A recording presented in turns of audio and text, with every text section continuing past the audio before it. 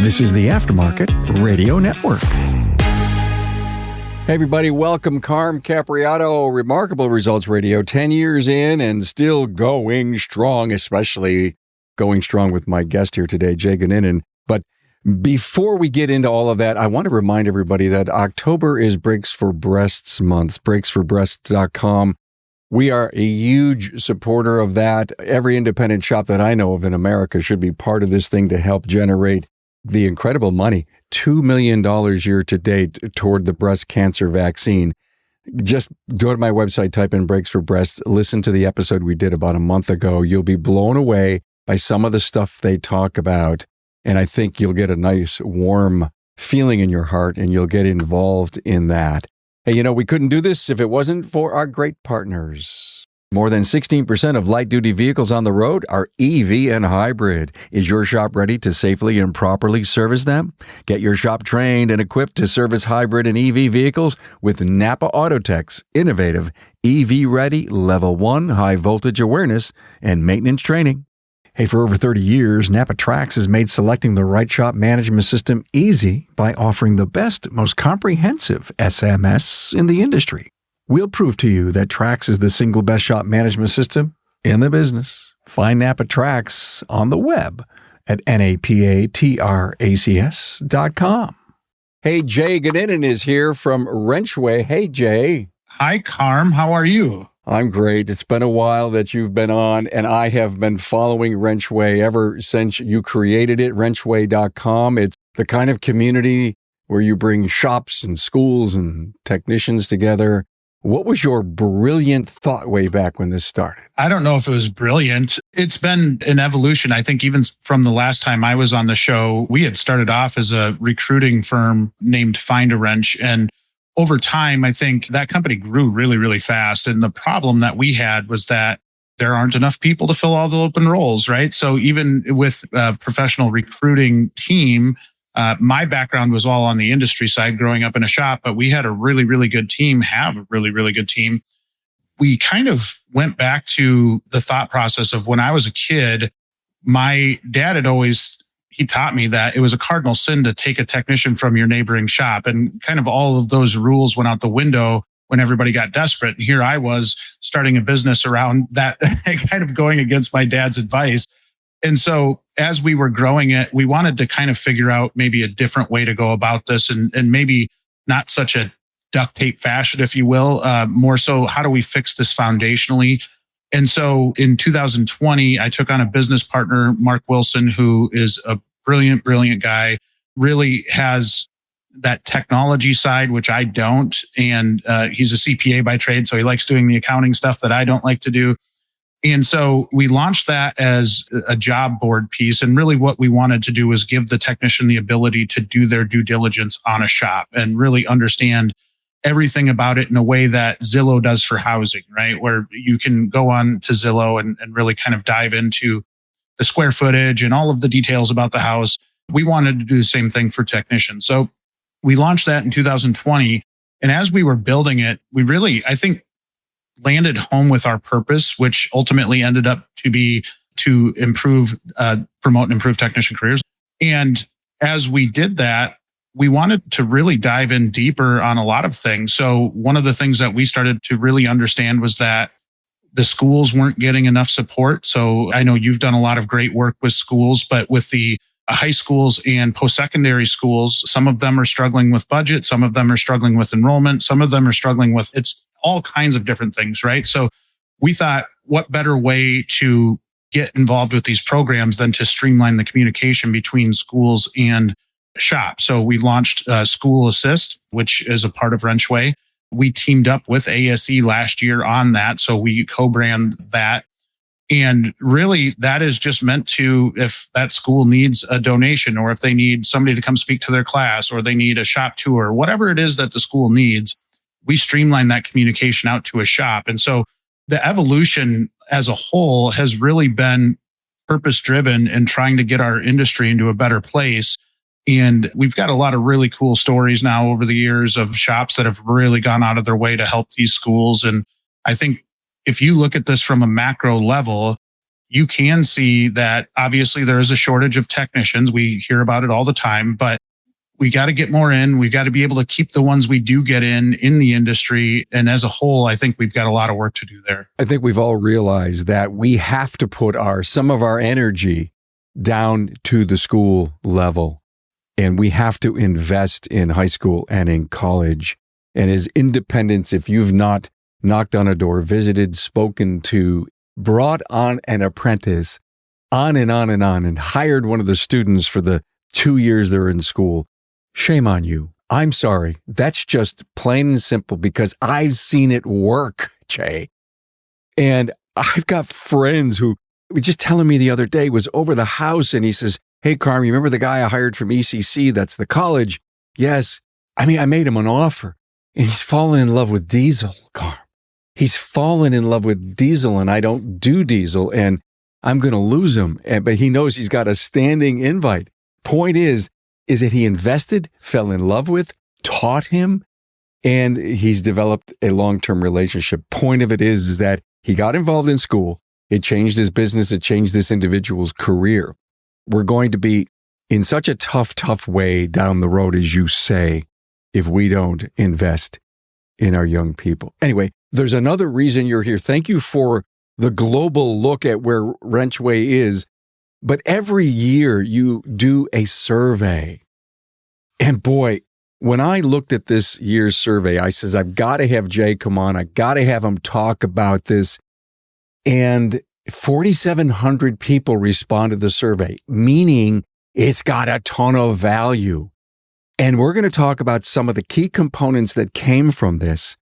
But the independent individual who's listening to this, I need you to listen to what Jay's going to say, and I need you to think about how you're going to ask your own people about these key components that Jay's going to talk about, and then ask them the question, why aren't you recommending our shop to your friends, even for work or to work here? Why? God, Jay, 4,700 respondents, anonymous.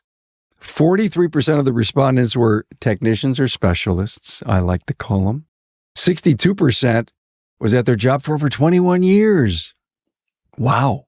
And then the average age of the technician out of that survey was 40 years. So one of the big takeaways that we want to talk about for our industry, that technicians aren't recommending their shops. As I just said, Jay, did that blow you away? I don't think it blew me away. I think I was disappointed because year over year, the satisfaction levels went down, right? We measured Net Promoter Score. That had gone down on all categories, right? Where it's a little frustrating because I think there are so many fine folks out there trying to promote the industry, trying to do the right thing like you and so many others that are doing some great things. But if we get half of the technicians not recommending their own shop, we're really going to continue to battle at this, right? And, I think I'm going to kind of go off path here for just 1 second. I think one of the things that, as we look at this, that is very, very important is we talk about career pathing a lot, right? And we talk about career pathing for young people. And I think we need to open the conversation for career pathing for those that are 50 years old, 55 years old, because there are so many young people that see how that experienced technician is being treated.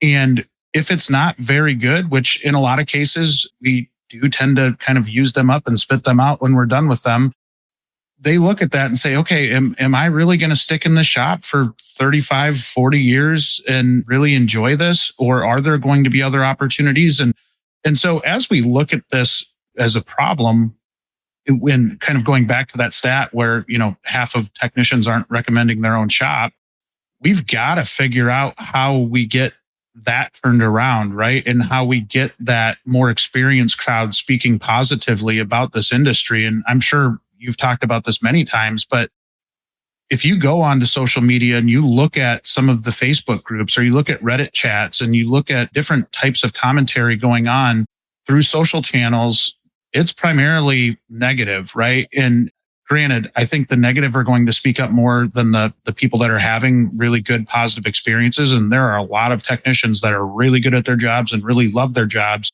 but might not be as boisterous. A lot of times it is that negative crowd that stands out. We've got to figure out how we get that changed, right? How we get those experienced technicians saying that they love their jobs and that they do recommend that young person come into this industry. And that's a big hill to climb. Boy, you just brought up something huge. We could go on for 2 hours about that. But everything you just said about the negative attitude on social, and we're always looking for an answer that satisfies ourselves when we post anything. And I'm upset about people not wanting and willing to stretch themselves and learn how to mesh with their team, mesh with all the issues that are going on. You got me thinking. And the problem that I have when I do a podcast episode, and people know this, my mind wanders when I'm hearing my guest go, to extreme places in the dialogue. And one of them, I talk about career pathing all the time. When I get in front of a crowd and I talk about how to take a young individual that's come out of any kind of course, be it high school or college in the automotive future, and I talk to them about setting up a career path for these young people. Please make a commitment for 5 years where this individual is going to go inside the company, from tools and equipment to the apprentice program to, in 5 years, what does the training look like? When I heard you say our older people, what happened, Jay, when about that future career path? I started to think about specialties that don't require the back as much as it would be if you were a heavy line, okay? And I started to think about ADAS calibration. They're not going away. Everybody says, well, they're going away. No. Talk to the experts. Some vehicles will change from static to dynamic. It's going to be there for us, like it or not. We're going to have to be in it. But that's not that heavy of a lift, an ADAS calibration specialist, is it? And that could be a future for an individual who's, I don't know where I'm going, but my back hurts. I'm tired. EV hybrids. Yeah, I get it. But there's lifts now that'll take the battery out. That is not that. Yeah, okay. You've got the alignment specialist and the brake specialist who's going to work on all that stuff, but maybe a main diag person for EV and hybrids. And then I go back to this thermal management thing that's going on. I don't call it air conditioning anymore. I call it thermal management. That is not a bad level of specialty that may not be as backbreaking as some of the other work we've asked our people. So thank you for bringing that up. And that's the reason we do these podcasts. If people listen to this, they walk away with an idea, says, even if the idea doesn't resonate today, maybe as you move your strategic initiatives in your business and you grow it, this could possibly come to life.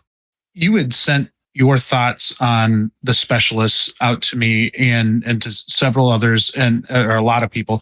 And I think it's a brilliant move for our industry to kind of start going in that direction, because it does open up those career paths. And as you're talking, I'm thinking through, the opportunity to use that really experienced person, depending on their personality, which way they're going to go.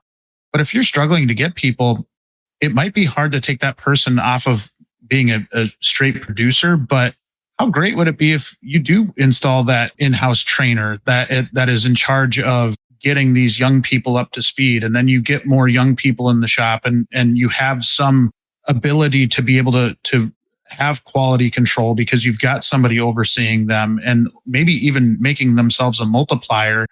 If you do have that, or that more experienced technician that is looking for that next opportunity, rather than kind of just have them leave you and take all of that experience out the door, regardless of which way they can go, if you can have a conversation with those folks and start to understand what are your goals. And a lot of times, in my experience with technicians, you got to kind of pull it out of them, right? You've got to be able to ask good questions. You've got to be able to really get them to think, some of them more than others. Even at our own family shop, we've got a technician that really wants that career path, wants everything laid out for him. And then we've got another that's like, I don't know, I just like wrenching. I just like being out here in the shop, right? And so, I think one thing, I've talked a lot about this over my years in the industry, but one thing I think we've got to break away from is kind of putting all technicians in the same bucket, right? I think our industry a lot of times is guilty of saying, okay, a technician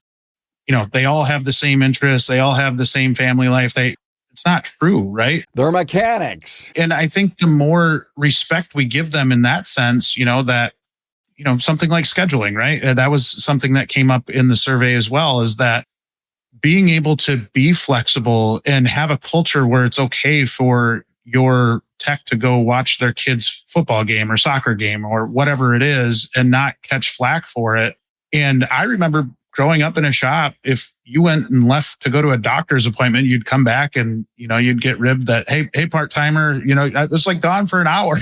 Hey, what's my toolbox doing out in the driveway? So those are all cultural elements of a shop that I think could change. And there are some great parts of it. I think the best shops out there, their cultures, they do have a work hard, play hard mentality, and they do, get along, or at least, they might not be best friends, but they work well together. And, as shops put together their teams, the more intentional they are at it, the more likely they are to be able to put the right puzzle pieces together, right? And the right personalities that fit together. And even looking at getting a young person into your shop, a lot of times I feel like we approach that the same way that we do with an experienced tech, that if we have maybe a high school kid or an apprentice that shows interest in this industry, we're like, come on down, come on in, rather than maybe going through the due diligence of understanding, is this person going to be a good fit for our team? Is this person worthy of us putting in years of training and, the money that it takes and the time that it takes to do that? I think we've got to get a little bit more intentional at an early stage on who's walking in our doors. Absolutely. I love what you said, work hard, play hard. And I want to add one more thing there. Yes. Life hard. Ooh. Think about that. Okay. Listen, we understand we work hard, we play hard, but we also know that life can be hard. And that's why we have that flexible PTO. That's why we care that you hang with the kid. As long as we know you got to leave at 3:30 today and you're not going to be back because your son's got a soccer game after school, we'll schedule around you. Maybe that's what we're seeing in this survey, Jay. And I know that's what we're seeing in this survey. And so technicians aren't recommending their shops. 50% of them would not recommend their current shop to a friend. It's scary to me. And I want the independent to go at your next huddle, say, hey, the Wrenchway survey came out. This was huge. I want to know from each of you, would you recommend a shop for repair or to work? And if not, or maybe it's not in an open meeting, maybe it's in a one-on-one, because maybe people will be more than happy to tell you what's wrong. Why? Stop. WHY. The why question sometimes is one of the most powerful you can ask. I love what you just said there in terms of using the survey really locally at your shop, right? And go ahead and steal our questions. I've actually suggested that on webinars that we've done, that if you're a shop that's out there and you're really, really concerned about your culture, take what we put on the survey and survey your own team, right? Like take those questions and ask your own team. And hopefully it drives discussions. Hopefully it really gets people to maybe think about what makes them happy. In a lot of cases, I do think there's times where maybe they don't know what's going to make them happy. So I think being able to have that as an opener for dialogue, to have those great conversations with your team, can be really, really impactful. And it's not like you have to come up with this from scratch, right? I mean, you could go to ChatGPT and say, hey, based on this voice of technician report, give me some questions to be able to use with my team, and then really be able to use that as the guiding questions for you as you go into whatever meeting you're going to have. Scary, ChatGPT. Scary, scary, scary. And yes, you're right. I love what you just said. Based on this survey, give me some questions to ask. It's perfect because at heart, I'm a technician. I'm not a good interviewer. Anyway, number 2 on your list of profound takeaways from the 2025 Voice of Technician survey was that pay remains the top pain point. But can I preface that by saying, you got to make a profit if you want to be able to pay your people the right number. That's my biggest soapbox ever, but you know that. It is so true. And I think most shops want to pay their people well, other than the one that I used in the example earlier in the episode. Most want to do right by their team, but a lot of shops do really struggle with that profitability piece. And I have suggested to so many people that if you are struggling with this, a coach might seem expensive, but it will be very, very game changing for you. And finding which coach is the best fit for you is really impactful, but that will help get you profitable. That will help give you opportunities to be able to offer your team the competitive pay, the competitive benefits. And if you're one of those shops that is out there struggling right now, I'm not going to recommend a coaching group. All I'll say is go talk to some people and see who's out there that can help you, because there are a lot of companies that are truly impactful. I know my own family shop has had a very positive experience with coaches, and the accountability piece from an ownership standpoint, where you do get held accountable to some things. I think the better the coach is, the more accountable they're going to hold you. That is what drives, I think, a lot of this. Absolutely right. Are you a NAPA Auto Care Center who is ready to take your shop to the next level? Then the premier tier NAPA Auto Care Gold Certified program is exactly what you need. Gold Certified Auto Care Centers provide customers with a consistent experience no matter where they are in the U.S. Now, this means they are more likely to return and support your shop or find your Gold Certified Auto Care Center while on the road. Gold Certified members can maximize technology, increase their local marketing opportunities, and have a fully trained team that keeps up with the latest trends. Simply put, the Gold Certified NAPA Auto Care program, powered by your local brand, will set you apart. A true partnership is a two-way street. Shops must meet specific criteria to be eligible for the many benefits of Gold. Now, NAPA Auto Care rewards its most committed partners, their Gold Certified members, with free premium shop referrals on the NAPA online locator, annual marketing dollars, and enhanced warranty, training opportunities, program rebates, and so much more. Are you ready to get started? Contact your local NAPA sales representative to discuss your eligibility and apply today. More than 16% of light-duty vehicles on the road are EV and hybrid. Is your shop ready to safely and properly service them? Get your shop trained and equipped to service hybrid and EV vehicles with NAPA Autotech's innovative EV-ready Level 1 high-voltage awareness and maintenance training. Hey, take your Auto Care Center to the next level, the Gold level, with the NAPA Auto Care Gold Certified program. This program is for the best of the best who can provide a consistent consumer experience and earn the trust of returning and new customers. Talk to your NAPA sales representative about how you can become a Gold Certified shop. Let's face it, your shop management system is the single most important tool in your shop, period.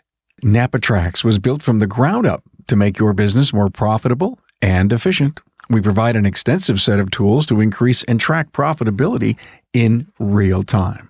NAPA Trax offers the industry's best post-sale support, hands down, and we train your people on site. Yep, on site. And we offer remote refresher training 10 times a week, and customer support is open 6 days a week. Give us a call, visit the website, or join our Facebook community today to learn more. We'll prove to you that Trax is the single best shop management system in the business. NAPA Trax is always customized and tailored for you, whether you're a one-man shop or a large multi-bay or multi-location company. After all, it's your shop, so it's your choice. Visit us on the web at NAPATrax, that's NAPATRACS.com. We know so many coaches in the industry. Go to remarkableresults.biz, our website, and just type in coach and look at all the interviews that we've done. And why? You get a chance to hear that person and hear their philosophy and hear how they believe accountability works. And I know people that have tried to coach for a year and then changed, and all of a sudden they blossom, because a lot of times it's personality. But if you don't want to do the work and you don't want an accountability partner, then continue to struggle.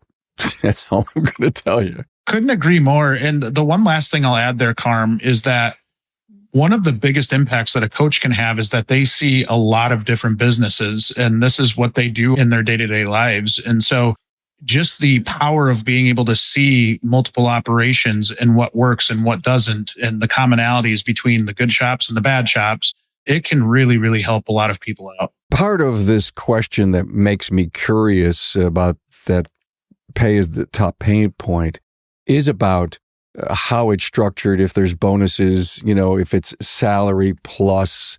I noticed that flat rate was a little down on the list if you kind of dig deeper into the survey. What's your opinion of that? I think it depends on the technician, right? I've talked to a lot of technicians that really enjoy flat rate. They love that lifestyle. I've talked to a lot that hate that lifestyle. And so I've seen more and more shops adapt to this by offering multiple pay plans. So a technician can choose what pay plan they'd like to be on.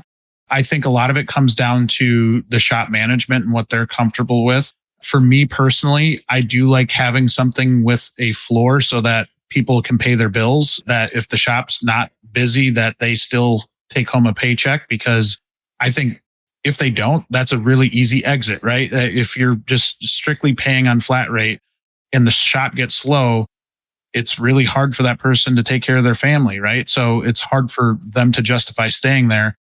To me, I love the hourly plus bonus as some type of bonus incentive plan, because I think you do get elements of both.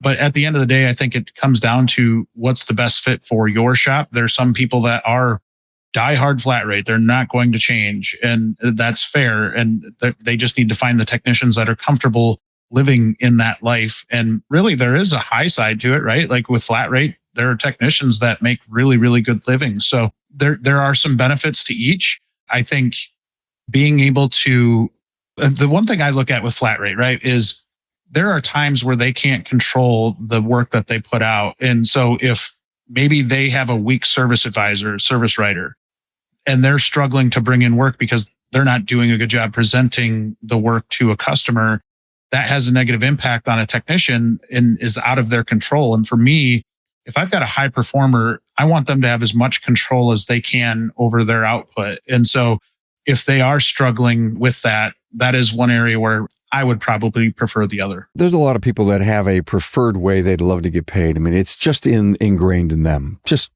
like Republican, Democrat. It's just how it's going to be. Okay? It is. That's a good analogy. But on your page 8 of the surveys, preferred pay structure of technicians and students, hourly or salary, or hourly with a production bonus makes 61% of the survey. And flat rate of a 40-hour guarantee is 19%, and traditional flat rate makes up the 18%. And it was to technicians and students, and the word students in there just made me think, boom, because our young people that are coming out of school that have either maybe interned at a dealership or an independent shop are being affected by how they're being paid and what's going on in the talk in the shop. And so they're coming out of school with a attitude of how they would like to be paid. And I believe that as the independents, my biggest part of the audience, we have to think, what is it that our people want? And if you've been a flat rate shop forever and you hire people that want to come in and work under flat rate and you got a great culture and a profitable business, please don't change a thing. Yeah, I couldn't agree more. I think that's where I go with, like, if it's ingrained in your culture and it's working, keep rolling with it. If it's not working and you can be honest with yourself that there's something missing, then that's when you need to make changes. And really, this is where I like to bring technicians into the conversation, right? Because if they should have a say in how they're paid. And if you have that conversation, and I've seen it a lot with shops where maybe you've got a group of technicians that aren't necessarily in love with flat rate. The shop owner is in love with flat rate. And there's just this constant disconnection of really what they like. And so it turns into this office versus shop type of mentality. And I think that's an unhealthy shop, right? When you've got your front office folks fighting against your technicians, it's not a fun place to be at. Thank you for that. Nice to haves is one of the next topics we want to cover. And have you ever asked your people in that latest huddle? And in fact, this is a public thing. Hey, what are we lacking? Things that are nice to have. I love the fact that you covered that. Yeah. And I think when you look at it, proper equipment in the shop was huge, right? And especially with independent shops, we see it all the time where if you constantly are having to update software, or you're constantly worried that, we haven't had our hoists inspected in 10 years, the safety element of it, right? There's just so much that goes into it. If I'm a professional technician, I don't want to settle for lesser tools. And if our labor rates are in line with what a dealership's labor rates are, we've got to be able to justify that, right? And so having the proper tooling, I know one, and this is going to age me quite a bit, but when I grew up in a shop, I'll never forget, we had a terrible alignment machine. We'd have to recalibrate the heads basically every time we did an alignment. It was very frustrating, and it took a ton of time that we didn't need to be spending on that. But it was because we just had a really bad piece of equipment. And so being able to get something like that fixed takes away frustrations from a good technician, and especially, if it is something where you're being paid on productivity in the shop and you have malfunctioning equipment or equipment that just isn't up to standard, it drives a lot of frustration, and you're not going to get the quality technicians that you're looking for because they're not going to settle for that. So agree. Let me go back to the P word, the profit word. Okay, so we need some new tools and equipment and software, and we maybe need a new computer or something. Or how about a monitor over here? That would be really nice. Latest and greatest tool. It only comes from profit, and I don't think people understand that part. I just don't. Maybe this episode that we're talking about, your survey, may prompt some people to say, maybe I should really talk to a coach because we need new equipment. It would not be a crazy reason to do it, but no, a real live reason. I do think if they're taking the time to listen to a podcast like yours, right, they're probably going to be a shop that is trying to do better. There's a reason they're listening to this podcast or any of your other podcasts in general, is because they are trying to get to a better place. So I think that demographic a lot of times isn't our problem. It's a lot of times the people that are just trying to put fires out every day and barely keeping their head above water. And granted, I'm sure there are some shops listening to this that might be in that situation. Again, going back to the coaching thing, I think that's a really, really solid move. But you're absolutely right. Don't shy away from the fact that profit is going to be the thing that's going to drive all of these things that can help you out. And, I think in our industry, that's been something we've been scared about. A lot of shops have been scared about for a long time is, they're good people. They're trying to not take advantage of their customers, but at the same time, you have to run a good business. You have to run a profitable business. Otherwise, you're not going to be able to do any of this. Thanks for that, Jay. I've always said ever since day one of podcasting, I think it was episode 1, listen to learn just one thing. That's why you're here. And I'm kind of changing it to listen to learn just one thing, but implement it. The execution. Think that through.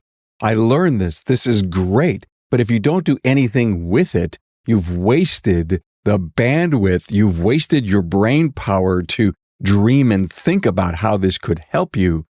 And so you either got to write that down, to-do list, or just sit with the people and says, listen, got to do this. Help me do this. Assign responsibility to push you. Go to your coach and say, hey, I want to do this thing. What do you think? And hold me responsible. Next call, make sure I do this. And some people need that kick in the ass, Jay. They really do. It's something as simple as having a one-on-one with a team member of yours can be something that really keeps people up at night, right? Some folks don't like having those conversations. And I do go back to the fact that there are so many of us that came into this industry as technicians and maybe didn't get the formal management training that we really should have had prior to opening our own shop or prior to running a shop. And I think that part, we've really, as an industry, started to move in the right direction with the amount of conferences available, with the amount of resources online that folks can get that training through. There's no excuse now, right? You have the ability to go do the work. You just have to go do the work if you want it bad enough. And it goes back to, there is an awful lot of content. There is no excuse not to improve and excel and to learn and to educate yourself. By the way, I don't like the word training. Did I ever tell you that? I ever have. I like the word education versus training. I like that too. Someone told me the other day, I'm doing a speech. I go around the country with my keynote on the rise of the specialist. And someone looked at me the other day and he says, Carm, we train dogs to give me their paw over and over again until they finally do. Tell me, in the over and over again concept as it comes to technician training, specialist training, service advisor training, leadership training, how many times are we going to have that same routine that someone's teaching us happen to me? It's so generally wide open that, oh my God, we're going to go do this scope pattern on this GDI issue that I have. How many times may it ever happen again? We're educating you on all these things you need to learn, education versus training. And every time I say that, we train athletes in that muscle memory over and over again, but we educate ourselves. So back to the career pathing, our education career path for you, the education that we're going to pay for you. And when you stop to think about the job that I have, I'm a mechanical specialist or a technology specialist in education versus training. These are the sophisticated words we need to have today because words matter. And if we're going to grow a brand new young workforce, let's just stop using our old shitty language. I couldn't agree more, Carm. I think it's something that has come out in this survey, along with all kinds of other content we've done. I think there is this hunger and this thirst for more respect as a profession, right? Yes, that's the word, the professionalism of our industry. Yeah. And at some point, we've got to hold the technicians accountable to this too, right? I'll use an example here. We've got a great TikTok following, and we have a lady on our team, Val, who does a phenomenal job out there. And you'll see one of her clips that she'll put out there, and she's in like a work uniform. And some of the comments that come through TikTok, you're like, oh, guys, can we grow up just a little bit? You want that professionalism. You want respect level from the outside public. Yet when I go on a forum like this and I read all of the comments that are coming through, we're kind of shooting ourselves in our own foot, right? Because we have all of these technological advancements. We're working with these very sophisticated tools now. We need to act like professionals too. It's not just everybody all of a sudden is going to flip a switch and treat us with respect when we can't really garner that respect ourselves, right? We're not acting like professionals a lot of times. I'm afraid to say what I want to say next. I got to find Luca Brazzi to protect me. Why do we feel that we're a nobody, that we're a nothing? And that when somebody's trying to prop us up, they're saying, no, you don't get it. You are doing everything you can to prop the industry with all that you're doing. I'm busting my hump every day with 7 episodes in our network to prop people up. I call it episodic education. And why do we want to pull ourselves down? Why do we not feel that we're a somebody, that we're professional, that we're working in a professional place? And it goes back to the place we work at, the place who loves us, the place who appreciates us. And that's the power of what's coming out of this survey. Wrenchway.com, get the survey, download it and read it and ask yourself, how am I going to lead my company through these results? That out of 4,700 people, it's an incredible cross-section. And so that's the reason I wanted to have you on. I just wanted to talk about this, and I wanted to, if you will, plaster this over the brains of the people that listen to this show, and of course yours. You said the word, I believe every time I get in front of a crowd, I say, we are a profession, but we're a professional profession. And every time we get that, the certificate of the doctor in the office, does the ASE certificate hold as much value today? You've got to have and be registered and licensed to do certain things, but not in our industry. We're touching a 70-mile-an-hour bullet. It's scary how the lackadaisical attitude of what we do and how we do it is burning a hole in our profession. You want to know why we can't bring on people? Because we don't act like they have a place in a home. I'm off my box now. I'm down. I'm off. I wish we could clip that part right there because it is so true. And I do really think that is one of the key elements to how we move forward, right? Is we need that respect. We need our profession to be able to step up and really, when we look at something, you mentioned ASE, that conversation around ASE is constantly circulating. And if you go back to the origin story of ASE, I think it's really powerful, right? The whole reason we have ASE is because the manufacturers got together and said, hey, government, we don't want you licensing our technicians.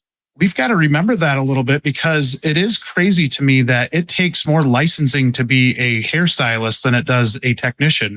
Really, I think when we look at that respect level, that is where ASE has a really, really strong need in this industry, is that we need to be able to show those credentials and show off that we are properly trained and we are properly educated, correct? And like just being able to have something there that actually proves our worth is very, very huge. And I'm sure I'll catch some heat for that, because there's all kinds of different opinions on that topic, but I do think it's necessary for our industry to really get to where we want to be at. Totally agree. We've done so many episodes on this, and just type in ASE on my website again and listen to some of the great stuff. One other thing is this whole satisfaction level of our people inside of our industry. You have found that it continues to decline, survey after survey after survey. I don't think somehow we're not making this satisfaction level with our great specialists in our bays. And let me go back to why this professionalism and that words matter and what we call ourselves and what we do. I think internally it's powerful in helping a satisfaction level internally. But, the language shift for the consumer looking in at us is more important than ever. Specialists save lives. Everybody has technicians. There's technicians everywhere today, but we're specialists. We, at some level, need to be training our audience as well, right? Our clients of our shops, that the reason you're paying so much to get your vehicle fixed is because this is, we pay our people really well. We have the right equipment. We do, when we talk about the P word, the profitability word, it takes some understanding from the customer and truly understanding why maybe that shop down the road that isn't as expensive might not be doing as good a job as you, but you can't come right out and say that on social media. You can't go out on your Facebook page and just bash your competition.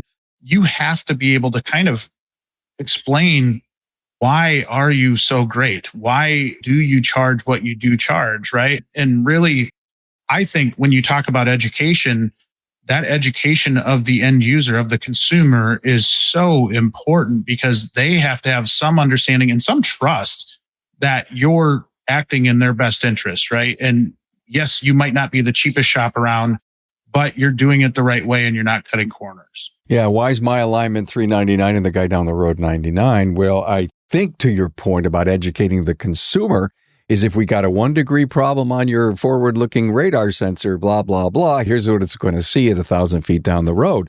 Oh, I didn't know that. A chart, an explanation gets it covered. We do ADAS calibrations, or we have people that we know that we send these vehicles to because of the big work we did on the alignment of the vehicle. And yet we don't know how to explain that. And it's going, wait a minute, I'm a professional shop. I should be able to professionally explain this to my client as to why we're what our price is and why Bob down the road.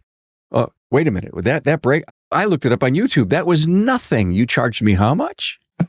And you're seeing, I know shops are seeing this, because we hear it at our own family shop, right? Where, hey, I looked on Amazon, that part is only this much. And you're like, okay. A lot of times, I think when a customer comes in saying that, might not be the customer that you want in general, because if you're going to get price shopped on everything, it's not a fun shop customer relationship to have. Fire them.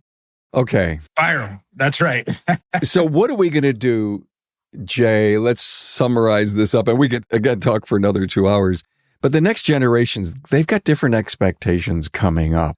And we have to remove, and, this is my dad's Oldsmobile mentality when it looks to be hiring some young, great talent that's got the potential. We can train them. We could make them apprentices. What do you know about the next generations? Because you do so much with schools. What are their expectations? Well, I think the expectation really is having some form of career growth that they can see, right? That they don't think like I did when I first came into the industry. I just thought I was going to go into a bay and work there until I retired, and that was going to be my life. Turns out that I was a terrible technician. So that was not going to work anyway, whether I wanted it to or not. But I think everybody, and not just young people, but people that have been in the industry for a long time, they want to know what that path looks like and what opportunities are going to be out in front of me. They also want to know what they're going to have to do to get there, right? They want some visibility to, hey, if it takes that, I'm going to need this certification, this ASE to get to this next level.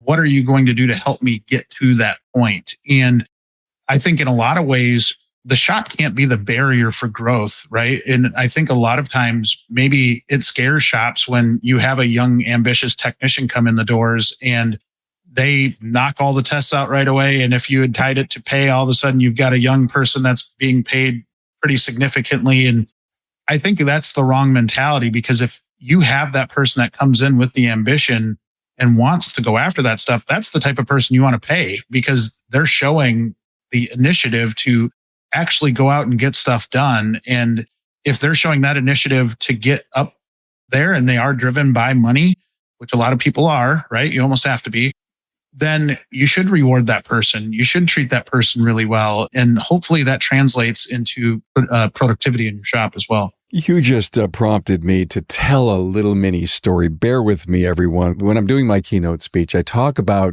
the youth that have been hanging around our shop because I hired them out of high school and or college. And they just graduated and they came over to me and says, hey, you got any full-time opportunities? And I said, yes, I do.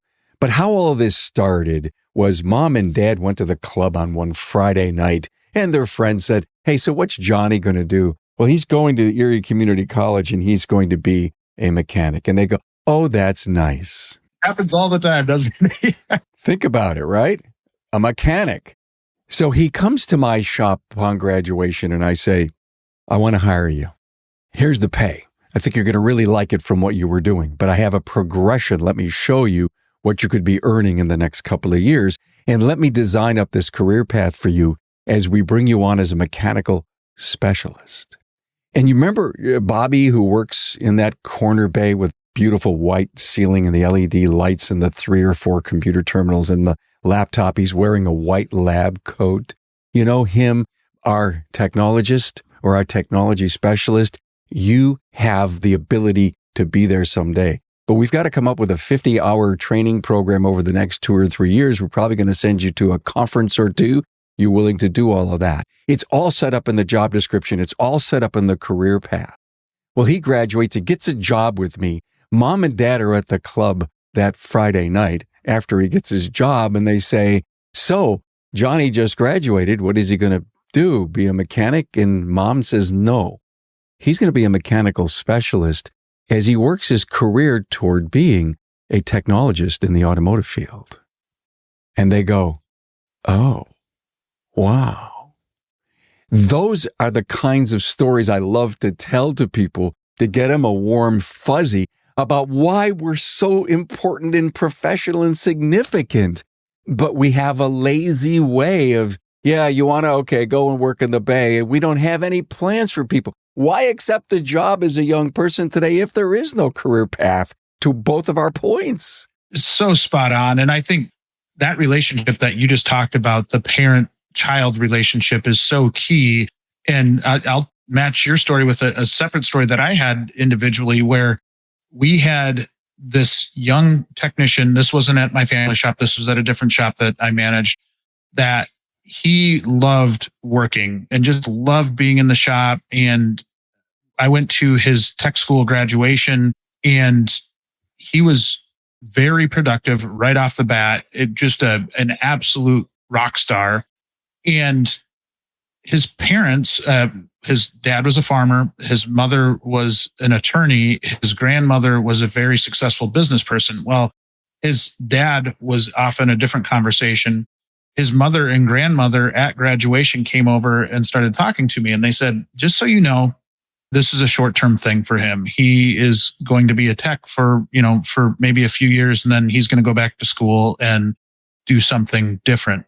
I said, understand, I'm not going to argue against the parents, but then I get back to the shop the following week and I pull the individual in, and just the perfect person, right? Just really kind, really, really smart, and really respectful, everything that you'd want in not only a young person, any person, right?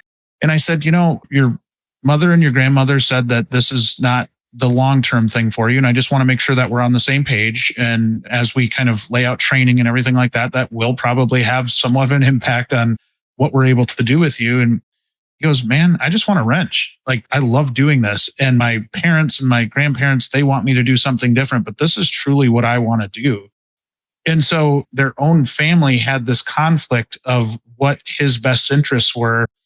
And he was already making great money as a young person, didn't have student loan debt, didn't have a lot of the baggage that comes along with having to go back to school.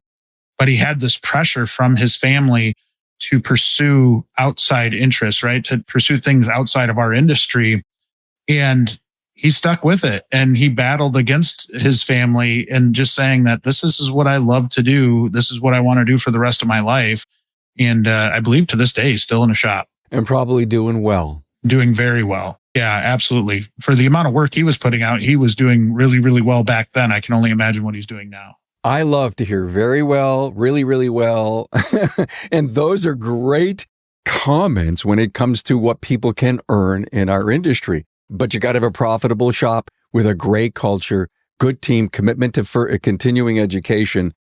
I had a blast. I can't believe this has gone so fast. It was like we just started. Just like we just started and kind of picked up from where we left off many years ago, right? It's really always a lot of fun to talk with you. I'm such a fan of what you do and the whole lineup of podcasters that you now have. There are a lot of them that I listen to regularly, and really, really top-notch quality on all of them. So kudos to you and everybody on your team for all of the good work that you're doing in this industry. It is really leading the way, and something that I look forward to listening to. You guys just do phenomenal work. Well, Jay, you are doing some great things for our industry, your own podcast and all this stuff at wrenchway.com. Please get on that website, take a look at it, and continue this survey. Don't stop, because I'm going to repeat that. Please get the survey, download it, read it. Yellow markers, yellow highlighters, pen. Look at this thing and then ask yourself, any of my people think this way? And if they do, and you've got great plans for a great business, a great profitable business, hiring really great people, and your people think like this, and there's some gaps, then figure out how to fill it. Figure out how to get close to your people. Use the Voice of Technician survey from Wrenchway to help create your new 2 or 3 year plan. Wow. Jay Goninan, Wrenchway.com. Whew. If you learned anything from this, then go and do something about it. Thanks for being on board to listen and learn from the premier automotive aftermarket podcast. Until next time.